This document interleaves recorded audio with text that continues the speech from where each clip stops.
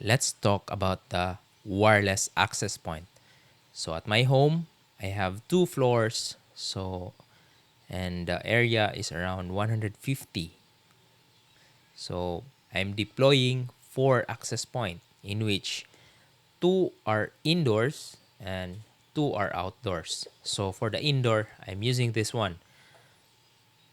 This is the TP-Link EAP245 access point, a dual band access point which has a 2.4 and a 5 gigahertz access point. Okay, so this one is the old version in which it can, unfortunately, I have this bought pair, so this cannot be integrated since this is the version 1. I have also the version 2 of this in which it can be adapted with the Omada. So with this, I'm using a dual band access point. Why? Because the 2.4 gigahertz, in which I believe is already very, very congested band. That's why most of the device, or if your device can run in a 5 gigahertz access point, make sure to enable the 5 gigahertz access point. It is better for the device, and it can also have a faster speed connected through the 5 gigahertz. By the way, this is a single hardware, and yet I deploy around 3 SSID. So in which they are separated in a VLAN. So for the VLAN 1, I'm using it for my personal Wi-Fi network and also my LAN. So everything in VLAN 1 is connected through my personal. So nothing can connect. So even I have a NAS server or a network attached storage in my VLAN 1, and also my media server and the multimedia server. So that is connected to my personal VLAN. And for the VLAN number 2, I'm using it for my IoT devices, so Internet of Things devices, such as smart plugs, smart switches, and IP cameras, in which they are low bandwidth and they cannot see each other. I mean, I enable the isolation on that devices. Okay?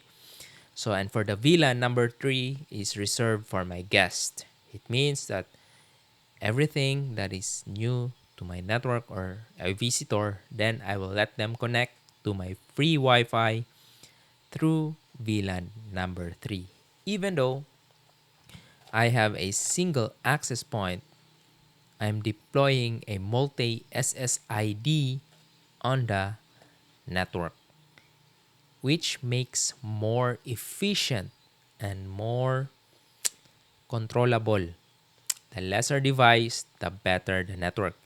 And also, aside from that, I'm also deploying a personal DNS server, which I can personally block any advertisement on my network from telemetry, any ads. That's why my network, when you connect my network at home, it's very fast and efficient. And like, oh, where's the ads? You won't see minimal ads only on my network unless it is already new. Okay, so that's the power of this access point. Although, aside from this, I also have the outdoor. So this one, it will be installed like that, and the power would be a PoE to my PoE switch, power over Ethernet. So this won't use the adapter and don't need any AC plugs nearby. So this will just be installed in like this in the ceiling, the center of the room, and the signal will propagate downward and upward. And the best propagation for this access point is going downward. And also, this one is best indoor.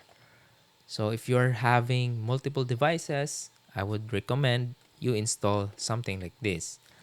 And for the outdoor type, I also installed that and the outdoor, the ones with the vertical antennas. They are good at weatherproof, and they are installed in a different kind of orientation. That's why it's called outdoor, because they are installed outdoors. And if you learned something about this video, please share and subscribe to my YouTube channel. And for more technical videos, I don't have any sponsor, but right now my devices at home is using a TP-Link router. That's how good it is. Okay? So see you around and thank you.